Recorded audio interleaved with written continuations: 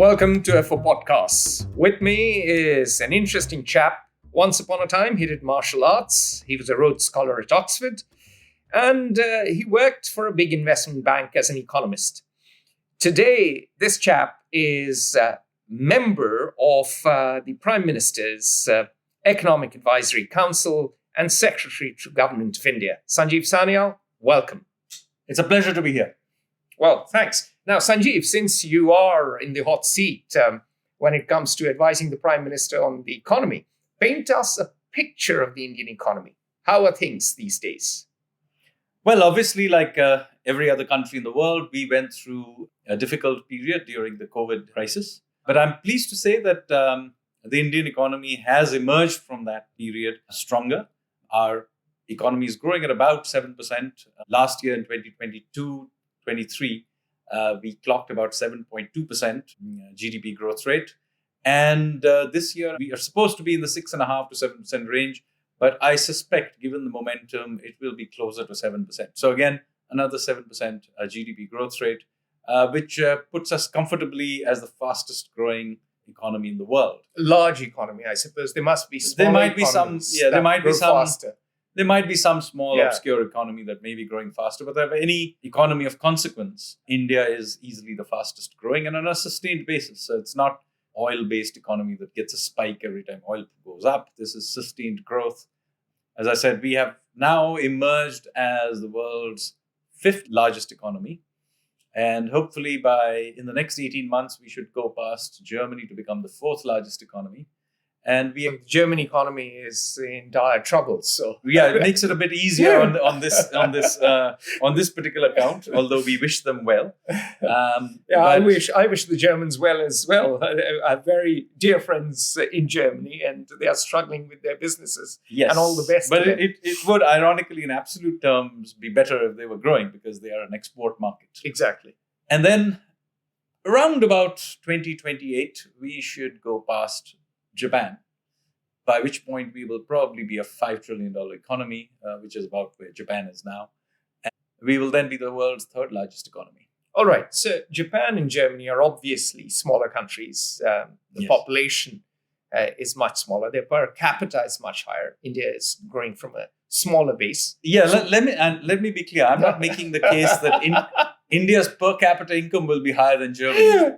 We have 1.4 billion people here. Yeah. So once you divide that, we will still be a very poor country. Yeah. But in terms of sheer economic size, it will be significantly larger. And do remember, as even UN has now been accepted this in many of its publications, and so have other researchers, that we are now beginning to remove poverty at pretty much the same rate China did in the beginning of the century. So what you're witnessing is also one of the biggest, if not the biggest, poverty reduction in human history as well. So it's not just theoretical growth. So anybody visiting India can clearly see the people look somewhat more prosperous than they were before. Better fed, living longer. The infrastructure is clearly better. I'm not saying that we are rich and all our problems have been solved. But I'm just pointing out that this growth is not some theoretical growth. It is touching people's lives. So what is the basis of the growth? What are the fundamentals driving Indian growth? Well, there are various ways of looking at it. One is, of course, the services sector is growing particularly strongly. So you have here a sector that is, in some bits of it, are world class. People know about Indian software exports. Yeah, I just was a guest of Persistent Systems, and Anand Deshpande is the founder, and he's created a $4.5 billion company, which is extraordinary. And it's in Pune, not even in Bangalore. Yes, so it's not just that. I mean, there's all kinds of services that are now getting exported out to India. So India has become a real services exports powerhouse. Mm-hmm. The back office of the world, as some say. Office of the world, but now increasingly the front office as well. Mm-hmm. But it's not just the exports part. Even domestically, we had all kinds of new sectors are getting enabled. I mean, obviously, a sector like tourism had a tough time during COVID, but it has really bounced back, and it's bounced back largely based on domestic tourism. And of course, now foreign tourism is also reviving. But I'm just pointing out to you that there is a wide sort of engine of growth that is coming. So that's the services. Yes. And then there is the industrial sector that is also doing rather well. So all the PMIs are good. So explain to our listeners what is PMI. It's a Purchasing Managers Index. It comes out, in fact, in the US as well. And many of you will be aware that the Purchasing Managers Index being above 50 means that it's expanding. But India's is red hot. It's somewhere in the 57, 58 range for some time. Mm-hmm. The one for services is even higher. It's over 60. Again, very strong domestic momentum. Of course, this does not mean that the world is completely perfect. Mm-hmm. We did have a spike in oil. And we are an oil importer. So we are very vulnerable to oil price Absolutely. hikes. So the fact that oil price spiked up last year was difficult. Yeah. But India, as you know, did manage it. I mean, it caused some stress to in various ways. Some inflationary pressure was there. Yeah. But we managed it reasonably well. And now that it's come off, that has helped. But the big issue right now is the fact that global demand is clearly slowing. Yes. This is not something we can control. But the fact is that exports are slowing worldwide. China's exports are slowing. Everybody's exports are slowing. So are ours. So it's not that it's perfect sort of highway on which we are. There are lots of potholes and diversions and other issues on these highways. But right now, all things told, India's economy is doing well. Given the global conditions, India's economy is doing well. As I said, growing at around about 7%.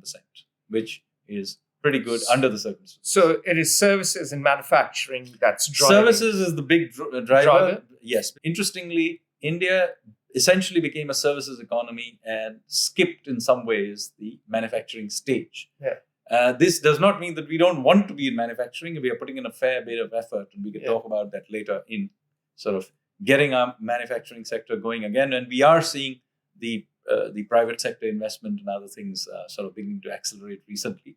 But nonetheless, it has to be admitted that India is really a services, as things stand, India is a services-driven economy. Well, the argument a lot of economists give is that whilst China opened up under Deng Xiaoping back in 1978, India went through Indira Gandhi's socialism, followed by the Janata Party experiment. And with so much of red tape, the license permit and quota Raj, it was almost impossible for manufacturers to get cracking. And we are still suffering from that residue of socialism. Would that be a fair argument? Well, initial conditions did have an impact. There's no doubt that there was this entire legacy of bureaucratic red tapeism.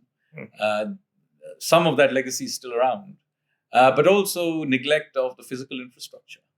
Now, we are trying to fix many of these things, but especially infrastructure, particularly physical infrastructure. But do remember that we also happen to be a country that began to get its act together in the post-digital age. So in some ways, even if everything was perfect, simply the timing has some impact in the sense that we began to sort of really get serious in the 90s and early 2000s when we began getting serious about becoming a more efficient economy. And this was already the internet age. So in that sense, that has also had an impact. Mm-hmm. And of course, as I said, since we had this legacy of poor infrastructure and red tapeism that sort of got in the way of rapid growth in the industrial sector, so that was a legacy also.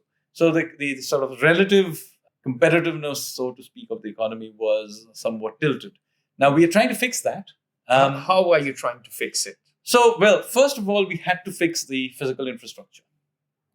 So we, as you may have seen, built massive amount of emphasis on intercity infrastructure. So the airports got dramatically upgraded in recent years.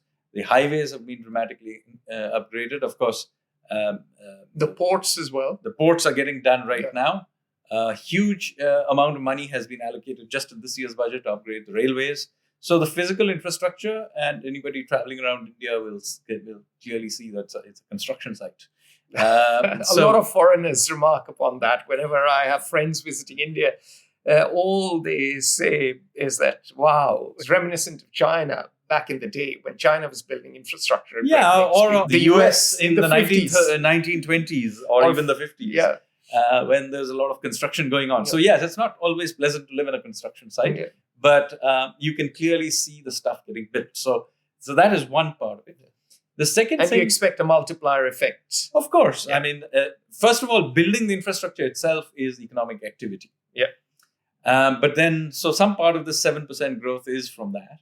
And of course, then there is the fact that you create an asset that helps feed other sectors as well. So that's one part of it. Yeah. The second part is that we did also have to think of the policy infrastructure that we had to create. So before 2017, India may have been a large country, but in fact, it was not a common market. Yeah, most people don't know that. India was a political union, but unlike the EU, it wasn't an economic union. Absolutely. If you were manufacturing something in Tamil Nadu, selling it in Kashmir or Assam was a nightmare. Or even right next door in Kerala was a nightmare. Because that's correct. Essentially, you had all these different state taxes. You actually had border controls. Yeah. So, and in fact, even cities used to have octroi and other such some medieval taxes. So they were inspired by the Soviet Union, if you remember. Well, yes, but some of it seemed to have been even earlier. I mean, Soviet Union, first of all, Soviet Union disappeared in 1991. And that is precisely when we liberalized. Yes, so, that we had to wait till 2017 is a pity. But anyway, the fact is that we introduced the GST system. Yeah. And the GST system essentially was a free trade agreement that India signed with itself.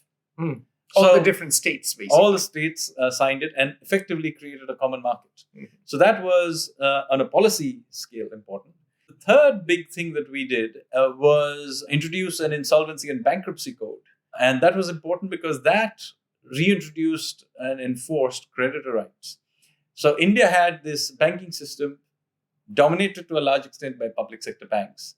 And as you can imagine, without a proper insolvency and bankruptcy code. So quite apart from political interference and other things that are there was also... that are still there. Dramatically lower.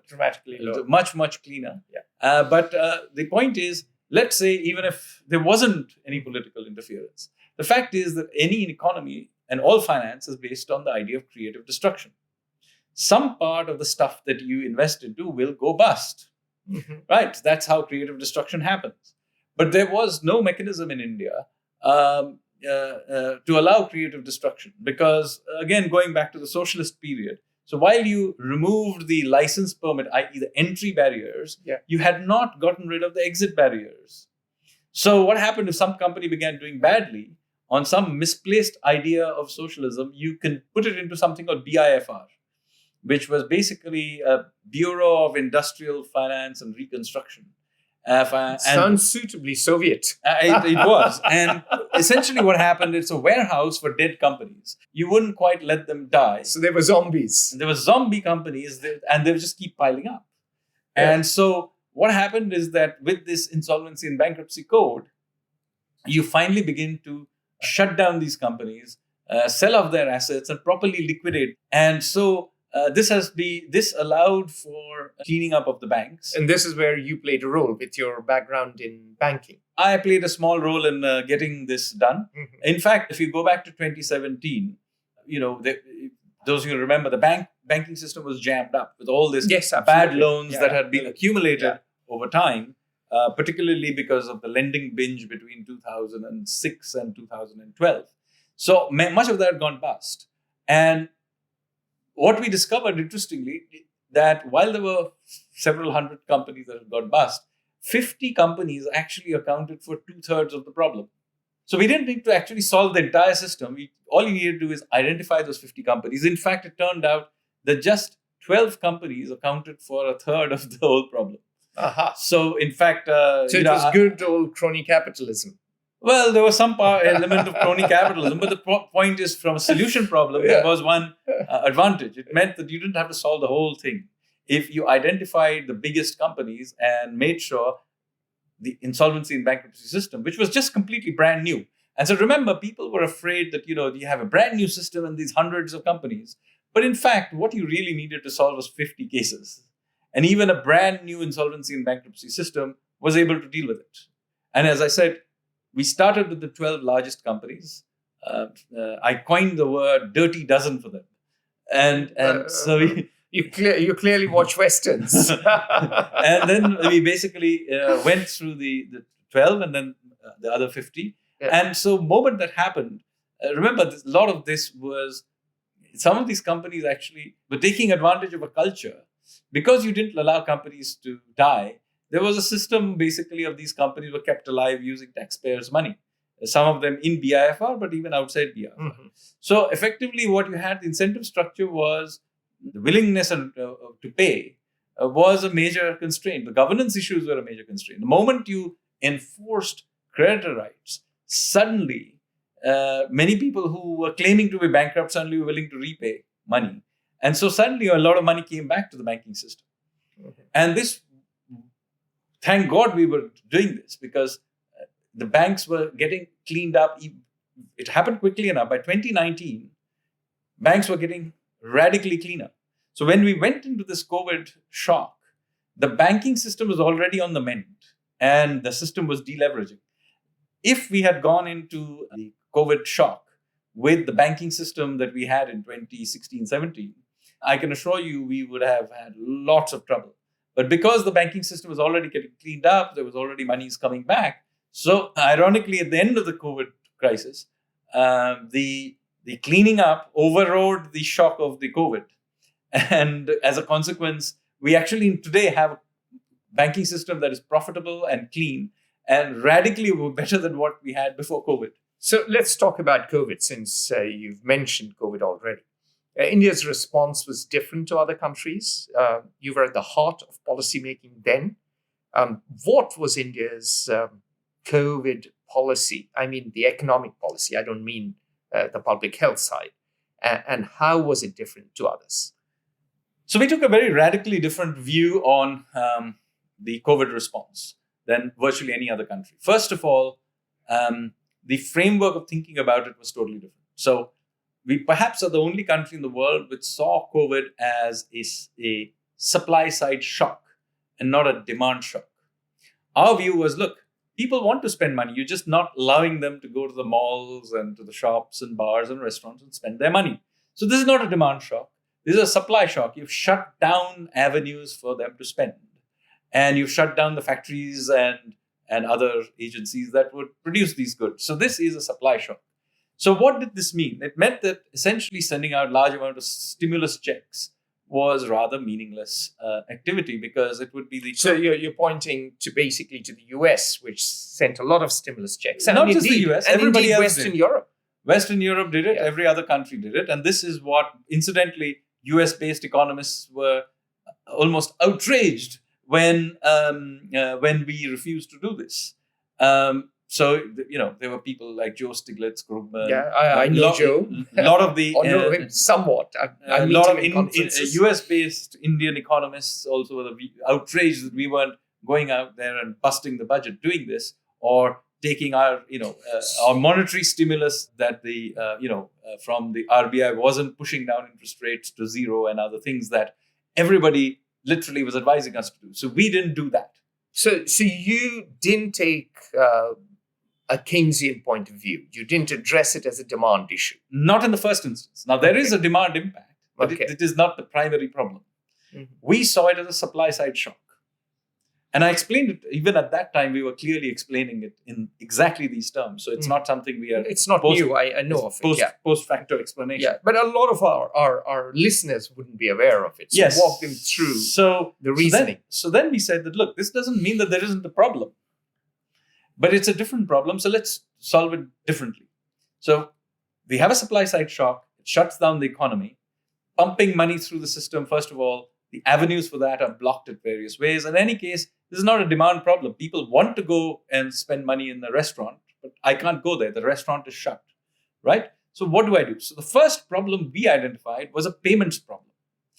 So the problem is, you can't pay me, I can't pay somebody, and that person can't pay you. So we all go bust, because so you have this cascade of payments. Yeah. So we then did something. We actually guaranteed the payments in the system. So we created a payments guarantee particularly for small and medium-sized companies. But basically what we did, and we kept the insolvency and bankruptcy code, which I mentioned earlier, then we held that in abeyance. So what happens is that you don't get these cascades of defaults going through the system. So that's the first thing we did. Second thing we did is we transferred relatively small amounts of money to the very poor and made direct cash transfers. Direct cash transfers. And we are able to do that again for an innovation we had done before COVID, which was give everybody a unique identity. Aadhaar and a bank account called Jan Dhan. So even the very poorest person in the country has a bank account. So we transferred small amounts of money. Nothing, I forget the exact amount, but it was quite small. And we were criticized even at that time. Why is this such a small amount of money, just giving it to the poor? What will happen? Well, this is not a stimulus package. This is a safety net, a completely different idea. So same thing, giving guarantees. So it was far more targeted compared to the US. And the conception is not a reflation package. We are not Keynesian. This is a safety net. Understood. A different idea. Yeah. So since this is a safety net, what are we doing? We provided 800 million people with free food. Now, not everybody turned up to claim this free food, but it was available to 800 million people. 800 million. That's 800 a population million of 1.3 at that time. 1.3 plus billion. Yeah. So half the population, more than half the population, had access to free food. So basically what we are saying is, look, this is the big shock. We're going to make sure that nobody starves. Everybody has some cash in the bank. Financial system and the corporate sector, including particularly small businesses, don't go bust. Okay? So keep everybody alive. So but some small businesses must have gone bust. Very few, because we guaranteed their payments. 80%, you see? I see. So what happens is, we guarantee your payments. Your creditor, how do people go bust? The creditors turn up and say, knock on your door. You see, we'll pay 80% of it. So nobody knocks on anybody's door because we have guaranteed the system. And it turned out in the end, it was very cheap. Very, very few people actually went bust because everybody's payments are guaranteed. So relatively few people actually claimed this guarantee. Unlike other countries, when you're trying to keep the whole system alive by paying everybody, what we did is, for a fraction of the cost, by just guaranteeing the system, we kept it alive. So for a fraction of the cost, we managed to keep alive the money flow or cash flow of the system.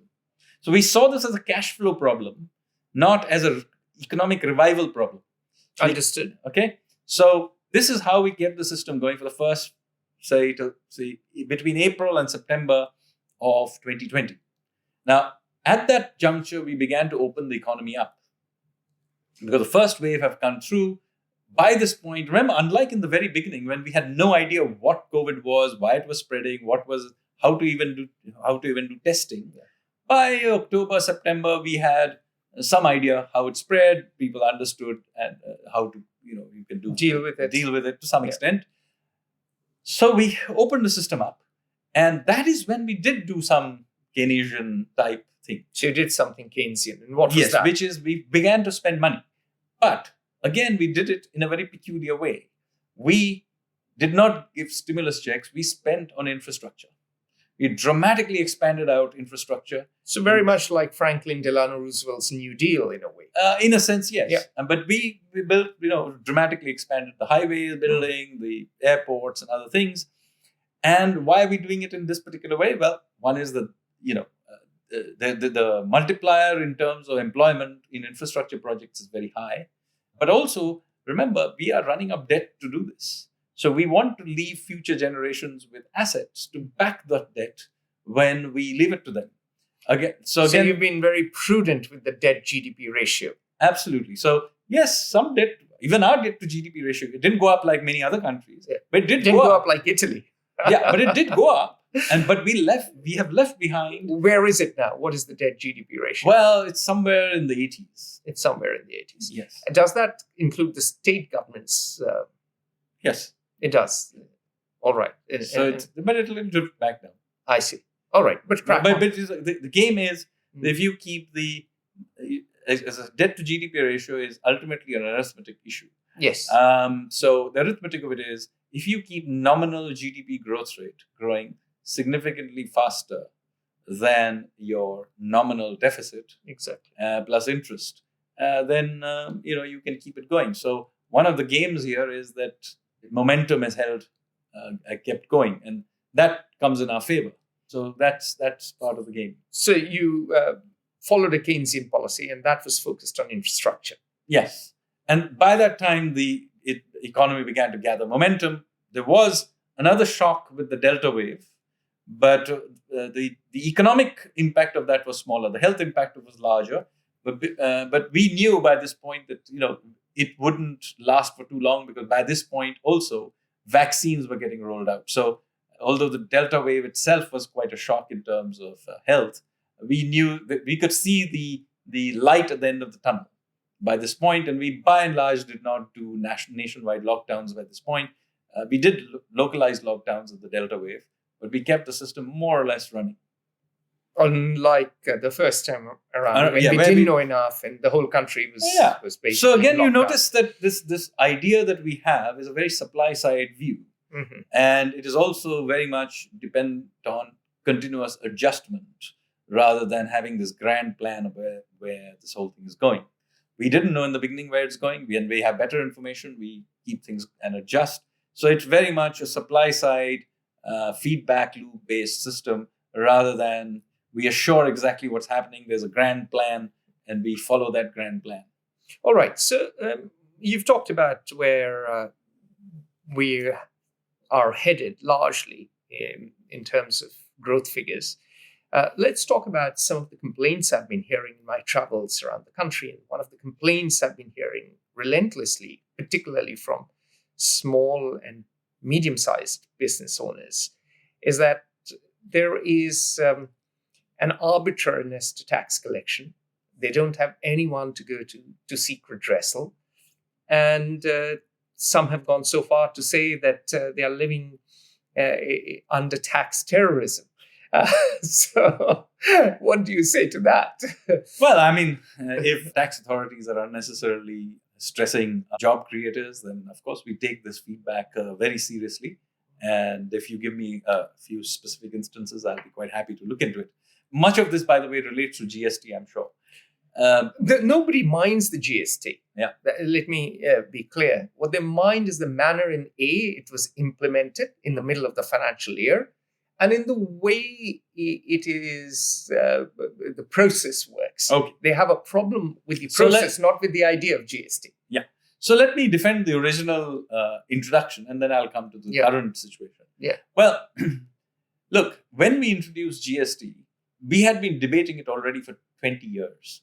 That's true. Okay. Yeah. So, I by the way, I had argued for a GST as well. I'm sure so did you, because for me, it was preposterous that we didn't have a single economic union in the country. So this has been argued from even before liberalization. I think some sort of a unified tax system for the indirect tax was something that had been debated for years. Yes. Decades probably. Decades. So the fact that we needed one, I think, was well understood. The problem was, no matter when we introduced it, it was going to cause a problem because it was getting rid of dozens of complicated taxes, and we could keep debating forever how exactly we were going to do it. In the end, the decision that was taken by the political leadership was that, look, let's create a basic framework and introduce it and fix it along the way. Now, you may see that this is a somewhat cavalier way of doing it, but in fact, that is the only way you can introduce very large change. So knowing fully well that when it was introduced, it would not quite work. It was introduced and then fixed. And let me tell you, most of the things that people thought would go wrong did not go wrong. The things that went wrong were actually completely new things. Like, for example, the error correction button in the website didn't work. Okay, so I'm just pointing out. Or they were uploading their returns and the website failed and it was their fault. So sometimes it was their fault, sometimes it was the government's fault. I'm not saying that the government and the tax authorities were always corrected. This was fluid. We understood that. Mm-hmm. But you see, we could have been debating for another 5 years and getting the perfect system in there. So, incidentally, that anybody who creates digital software knows what we were doing. We were basically using the framework of Agile. Yeah. We introduced it and fixed it. And the net result is, I think most people will agree, whatever faults GST may have, it is a radical improvement on whatever was there before. Well, that of course is true. Yeah. I mean, we want India to be an economic union. That I think. And also, there used to be literally dozens of complicated service tax, local octroi, something, and nobody knew what was going on. There's lots of rent seeking by local authorities. Lots of corruption. Yes. Lots of under the table. So a lot of that got cleared up by this. Now, I'm not making the case that this is a perfect system. I'm just pointing out to you that it is radically better. Yep. Even those who complain about the current problems will tell you that it's radically better than what was there. That's first. And the only way to do it was to do it and fix it. So, not something that, technocrats like doing this, but it's rare that you have a political leadership that is willing to go through this. And by the way, virtually every country in the world that introduced it, whether Australia or any other country that introduced a GST type system, had a terrible initial phase when they introduced it. So ours, I don't think, was particularly worse than what others did. Are there problems right now with the system? Yes.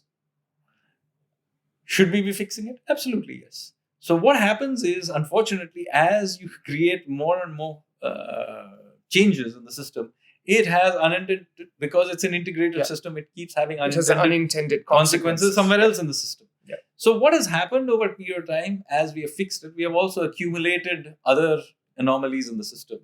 And if people are giving us feedback that this is that the system is not adequately and fastly clearing certain things or answering questions, I'm not making any excuses on this. And incidentally, I did publish a working paper on the GST system and how the feedback loop based system is used. It has worked very well so far. But if you're saying, in very recent times, people are again beginning to complain about this, then we'll take this feedback and try and see what we can do about it. I mean, we completely take this feedback issue very, very seriously. So let's talk about something related. A lot of bigger companies have been moving out of India. Look at United Phosphorus, for instance. It's moved from India to the UK. And a lot of others are incorporating companies in Singapore and operating businesses in India through their Singapore companies. Of course, India has tried with Gift City to get some people to come here, have an offshore center onshore. But something is not working here. What's going on, Sanjeev? So first of all, every company that goes out or in, we shouldn't jump at it. I mean, we are now an international integrated country. So there are companies coming in, there are new startups being set up, and some of them are incorporated. Will incorporate. And they talk about regulatory burden. Everyone talks about the arbitrariness, not just the burden, but things change dramatically. Yeah. So first of all, it isn't the case that everybody's moving out. There are plenty of companies coming in as well. Sure. So they're registered elsewhere. They do their business here. Yes. But there are also companies that are coming in and registering. So there is enough flow. But yes, should we have a system which is more regulatory friendly? And there are complaints about the tax laws and so on. And we take these seriously. I think that both the finance minister and the prime minister have said that they take this matter seriously. And we have, over time, tried to fix things along the way. New issues are brought to our notice. We were happy to fix those as well. All right. So this is as I said, it's a feedback loop-based system. It's not some ideologically driven system. We fix a bunch of things. People come back, say, look, there are a new bunch of things. We'll fix those too. Yeah. You say it's not ideological, but let's say your philosophical assumption is that you trust the market more than the previous Indian governments. Absolutely. We trust the markets. We understand markets can occasionally need some nudging here and there. But by and large, we are a market-based economy. It's now 30 years since we opened up our economy. And by and large... 30 years since the collapse of the Soviet Union, precisely. Our economy was also opened up under those same circumstances. Yeah. And every sort of generation of policymakers since then has, by and large, pushed in the same direction.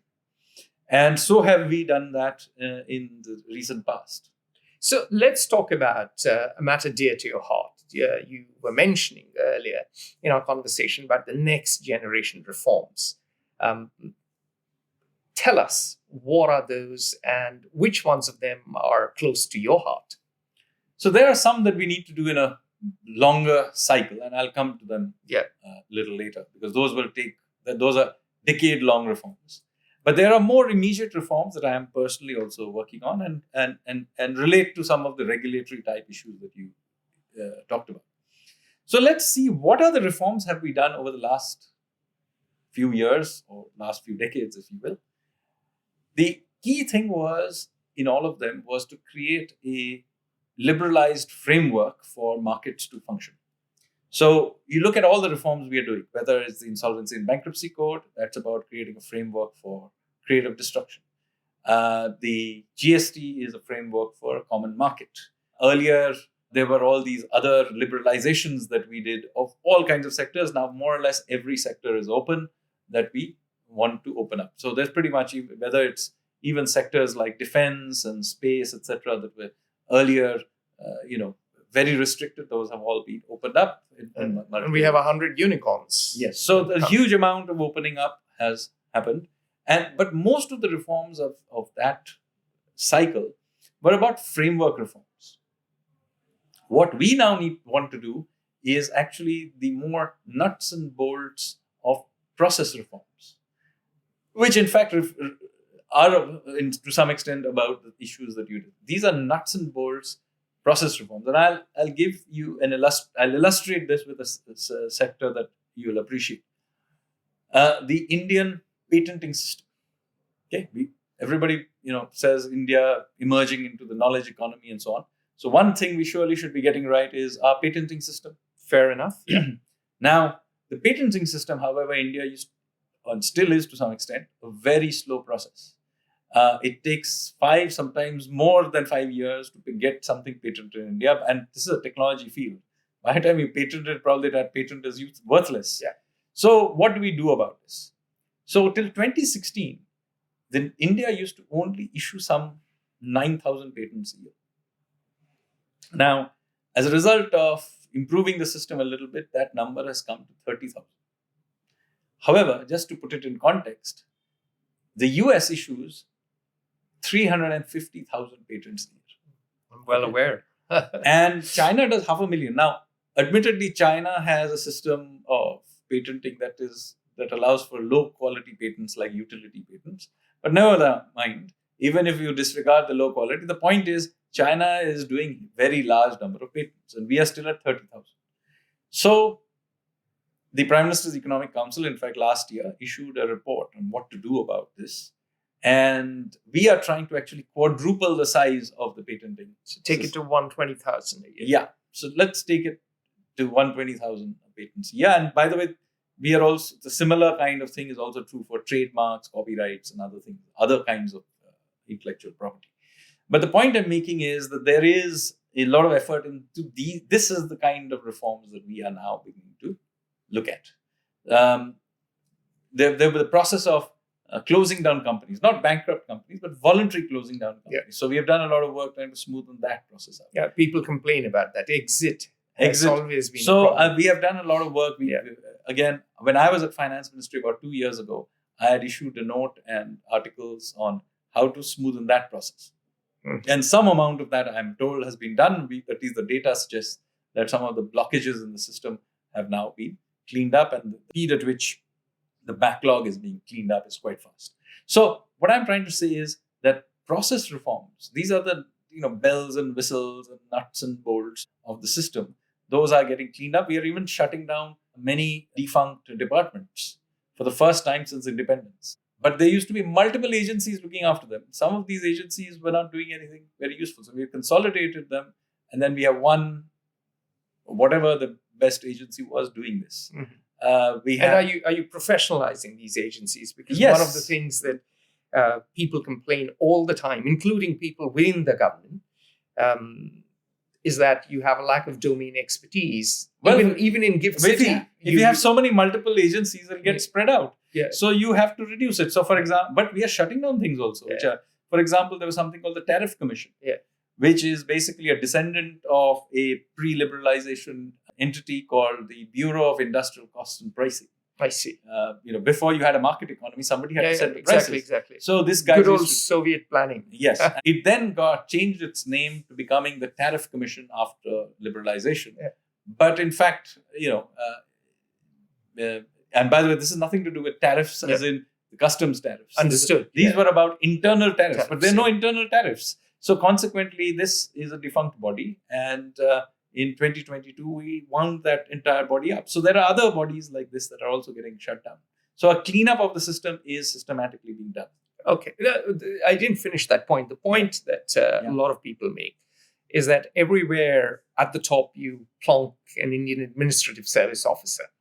And this is something our mutual friends make this complaint off the record as well. And more often than not, that person has no domain expertise. And the people with domain expertise have to play second fiddle. And this goes to, let's say, even regulatory authorities, even, for instance, public sector companies, even Saras Dairy, for instance, in Rajasthan. So is there a move to professionalize the management of various regulatory and public sector entities? So there has been an effort to bring people from outside. I'm myself part of that. I'm absolutely. A financial markets person, and I currently function as advisor to the Prime Minister and as a secretary. Yeah. As a secretary to Government of India. Yes. So people are being brought in, and by the way, there's been people like myself in the government before as well. So I'm not hardly the first person. And you can see that you have somebody from the markets currently from the private sector in SEBI, running SEBI. That's our markets regulator. Yeah, SEBI. For those who don't know SEBI, that is our version of the SEC, Indian version of the SEC. So there are people from outside, but let me say that I am of the view that you need both specialists and generalists. Yeah. So I don't swing to saying that you only need specialists. There are, since I work with both types of people, let me say there are some advantages of generalists and some of specialists. Specialists tend to know their domains, but doesn't mean that they are not always they can be even more bureaucratic sometimes because they don't very often take account of the wider systemic issues. So generalists, while they do not understand their one little bit, can very often understand more system-wide impacts of things. So I wouldn't swing either way. I think you need a good mix of people from both specialists and generalists in any large system. And of course, within the civil services itself now, there's almost no difference when it comes to experience between the Indian Revenue Service, for instance, or let's say so you're service. Beginning to see people from the Administrative Service, Audits and Accounts, exactly, and even the Police Service now being placed in other higher echelons of the government, which were not originally part of the IAS, Indian Administrative Service purview. So various experiments are done. It has certainly one thing has happened as a result of this. Is that the bureaucracy has become a lot more fluid than it used to be, and much more open to new ideas than it may have been historically. Okay, so you talked about some reforms that'll take decades, and we haven't touched upon that yet. What are those reforms that you are alluding to? So, one big area of reform has got to be our judicial system and the enforcement of contracts and so on. Where we rank quite poorly because of the time it takes to get it takes, yes. So, we have some 40 million cases stuck in the legal system. Even after accounting for the size of India and its population, it's still a very large number. It's still a lot. It's still a lot. And so we really need to get that. And so there are these archaic processes inherited from the colonial period, which really need to be cleaned up. And so this is one big area. And of course, it's not just the government. It'll have to be done in partnership with the judiciary itself. And so this is a very big cycle of reforms. This is just, as I said, just like the last 30 years were about withdrawing the Indian government from things it should not do. This is a part of getting the Indian state to do the things it should do. Exactly. And enforcement of contracts is surely one of them. Yes. So I think getting the legal system to function more quickly and on time has got to be an important part of that. So this is one big thing. Take decades to clean this up, but you've got to start somewhere. So this is one big area. The second big area is actually administrative reforms. And not just getting in, you see, most of the debate here becomes, ultimately boils down to the Indian administrative service, whether it's good or bad or not. Frankly, or inter-service rivalry. Or inter-service rivalry. Frankly, they're a very small part of this of the entire bureaucracy. Much of the bureaucracy, it's a huge Indian bureaucracy. It includes all kinds of people, include people who are manning the local registry offices and all kinds of things. Land records. All kinds of things. Yeah. So we need to get on with it and begin to rethink this entire structure in a different way. Why? And what is the first structural flaw in the entire design? You see, the first structural flaw is that the Indian bureaucracy is not designed to deliver services. It is designed to impose control, because that is engage in rent seeking. That is a result of that. True. But it's not designed for rent seeking. That's an outcome of the fact that it's designed for control. It's deliberately designed for control. Why? Because a colonial government would design a system to impose control. Absolutely. And then after independence, we should have reformed this, but we didn't. We doubled down on control. Absolutely, because we went for a socialist model. So far from reforming the system, we actually doubled down on it. Yeah. And since the 90s, when we began to reform our economy, progress has not been made by reducing this controlling nature of the bureaucracy and its architecture. It has been done essentially by withdrawing it, i.e., the architecture of the service is still the same. Yeah. It's just that it can do less damage because its powers have been controlled. Its wings have been trimmed. Yes. So that progress has been made by basically withdrawing the bureaucracy, not reforming it. Yes. But you need to reform the bureaucracy now, because there is limits to how far the withdrawal of the bureaucracy will give you dividends. We have done it. Maybe at the edge, we can improve the tax collectors' behavior or whatever. Yeah. But the fact of the matter is, we now need to move the bureaucracy from control to service delivery. Now that requires not just a mindset change, but change in the structure. And so let me give you again an illustration. What is a major, what would be the real cutting edge of the system and its service delivery? It happens essentially through the municipal or district administration, right? That's where the government really touches people's lives. Exactly.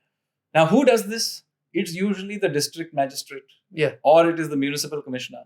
Now, in our bureaucracy, ironically, they are the most junior people in the system. Exactly. And by the way, it's someone who's just come out of the Lal Bahadur Shastri National Academy of Administration. And has no experience of life.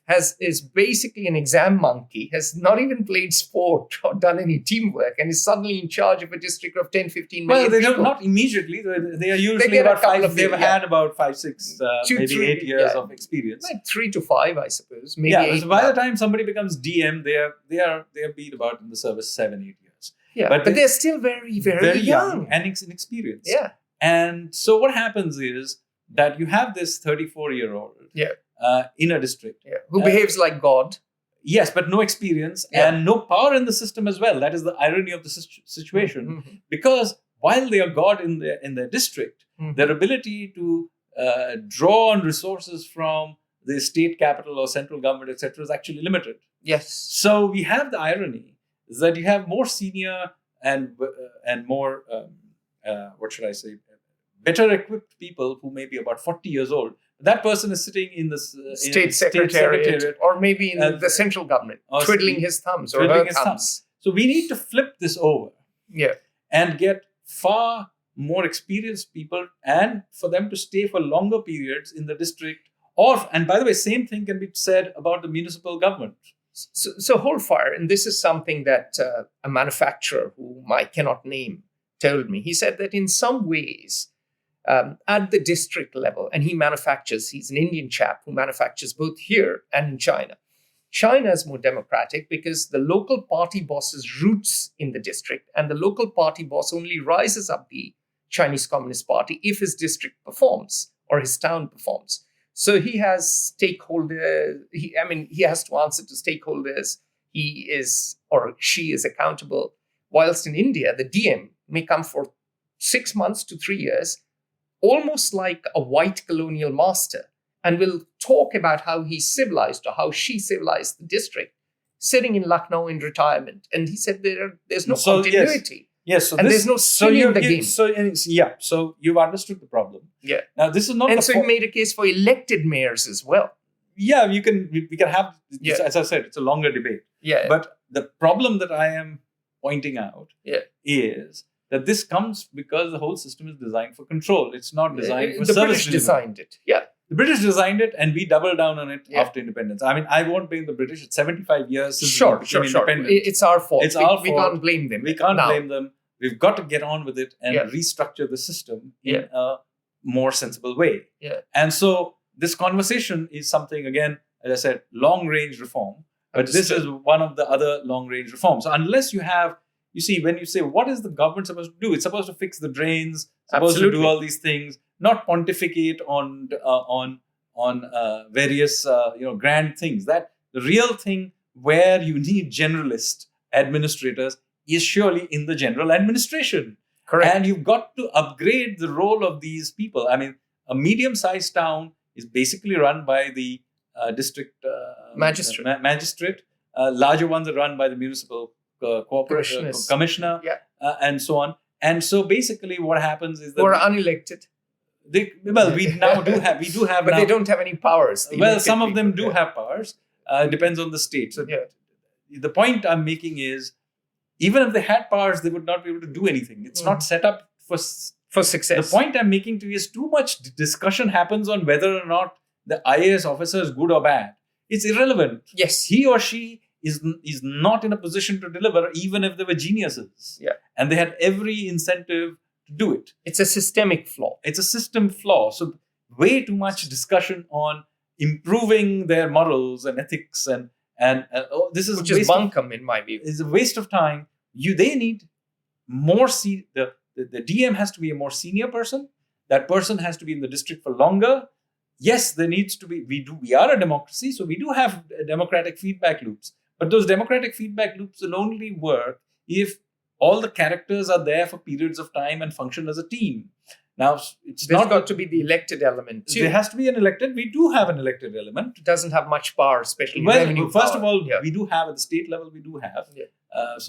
It has to come down to the district level. Well, we do have panchayats as well.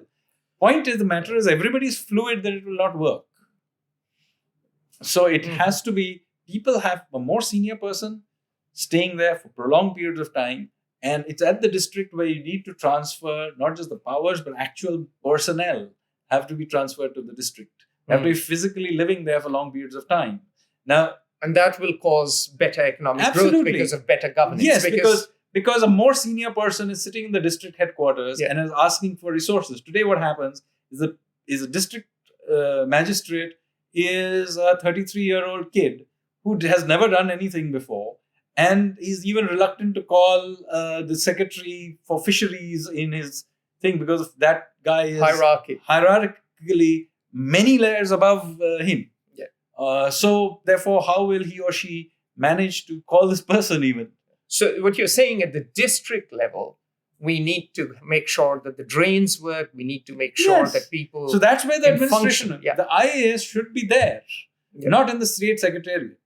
Exactly. All right. So these are the longer terms. Judicial, you said, and administrative, you said. And so we can keep going. But, but these are the two big ones. Getting the Indian state to deliver the goods. Which it should. I mean, we are now reaching the point where more or less we have removed the government from doing the things it should not do. I mean, whether it's privatization of Air India, and more or less those things are done. Even if we are directionally right, we'll keep doing things. We'll keep doing them. Yeah. I mean, I'm not going to argue whether or not the tax system should be better run. Or whether Saras Dairy should be run by a professional. That's perfectly fine with me. I have no problem with these things. Yes, I don't think the point any longer needs to be made.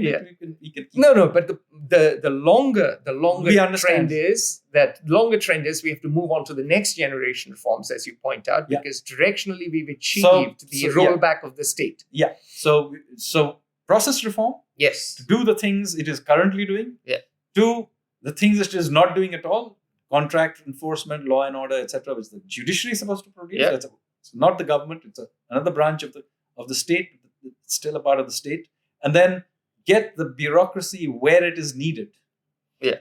So that even if we don't have towns like Singapore, at least the drains don't overflow at the first rainfall. Yeah. So you need the administration has to be there on the ground with the right requisite level of seniority and experience, and that's how it would work. Brilliant. Sanjeev Sanyal, pleasure talking to you. We'll be back to discuss many more things with you in the future. From Atul Singh in a very nice office with a lot of books in New Delhi, it is bye for now. Thank you very much. It was a pleasure. Thanks.